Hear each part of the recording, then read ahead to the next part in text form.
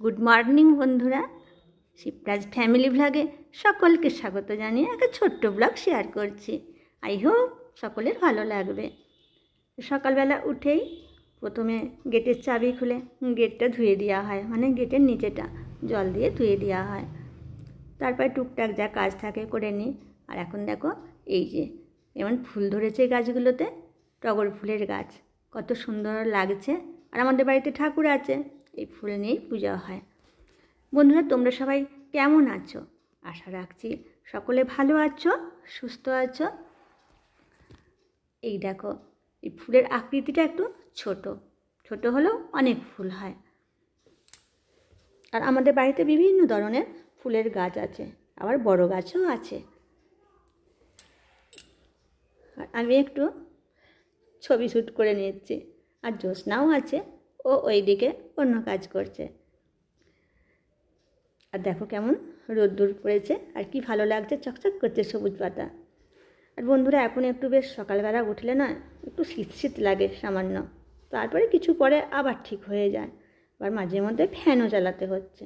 আর এই ঠান্ডা গরমে সর্দি হওয়ার খুব চান্স, তাই সকলকে আমাদেরকে সাবধানে থাকতে হবে।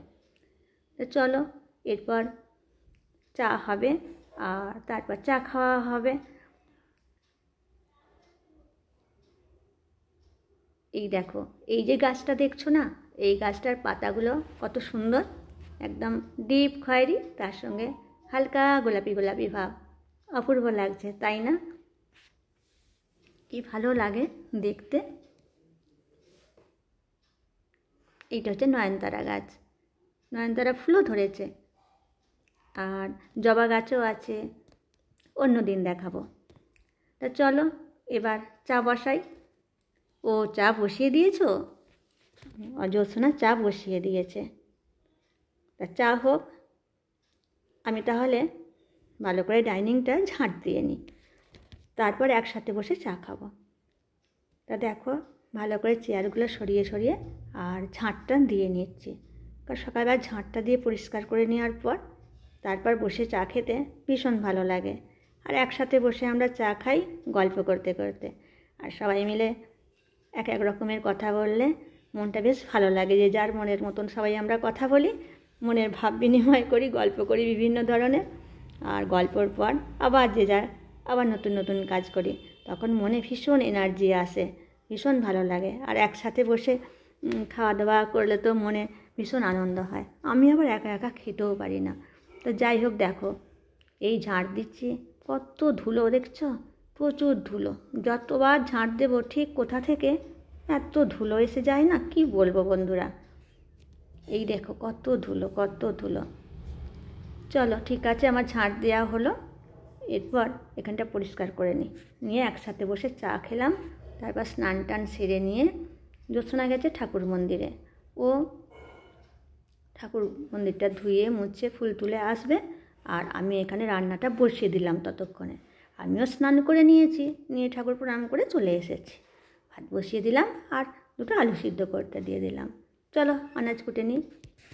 তা দেখো এই যে আনাজ কুটে নিয়েছি, ঝিঙে, আলু, পেঁয়াজ আর টমেটো কেটে ধুয়ে একদম রেডি করে নিয়েছি।